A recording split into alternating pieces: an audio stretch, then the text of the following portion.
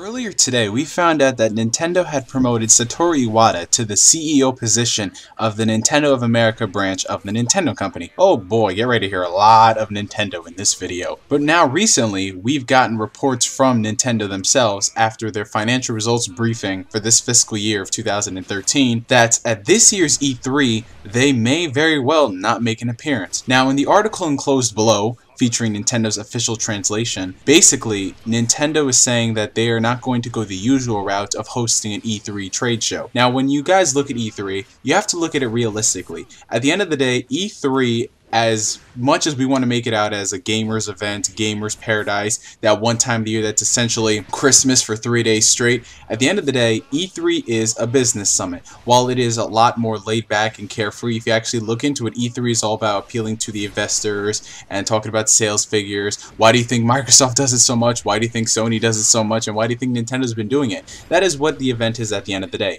While it is pretty surprising, though, that it's managed to balance appealing to the gamers as well as appearing to the stock jockeys, in this situation, it is kind of obvious why Nintendo's going this route. Nintendo feels that at this year's E3, it's not really relevant for them to do a conference per se. In the traditional norms, why go for a conference route when they could simply do Nintendo Direct streams and hold smaller enclosed business summits for their shareholders? If you look at it in that regard, it does kind of make sense. The Nintendo people want to focus on the North American branch, and with the promotion of Iwata to the CEO of the company, I guess this is more or less confirming that fact. Now, this is not saying that Nintendo is never going to be at E3 ever again. This does not confirm the fact that Nintendo isn't going to be at this E3. Nintendo is still going to play a major role in the E3 of this year, but it's not going to be in the way that we think. We're still going to see them on the show floor, debuting their new titles, debuting their new platforms. Heck, we might as well even see them do a conference of some sorts, not a blown out one that everyone will expect. Maybe it's a small,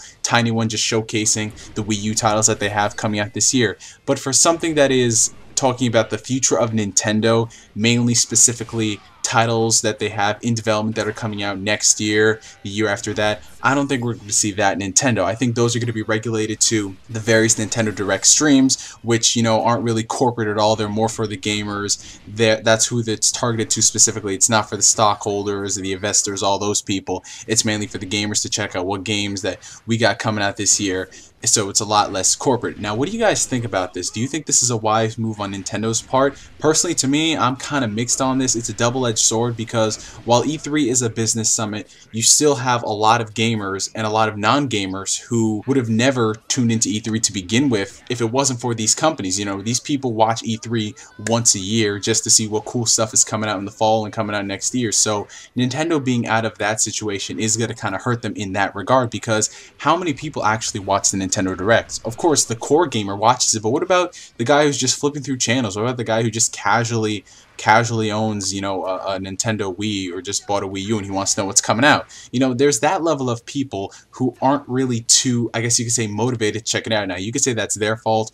You could say that it's Nintendo's fault. Whatever, we're just going to see what's going to happen as more information develops. So I want to thank you for watching this video. I'm Ngia signing out, and I'll catch you guys later.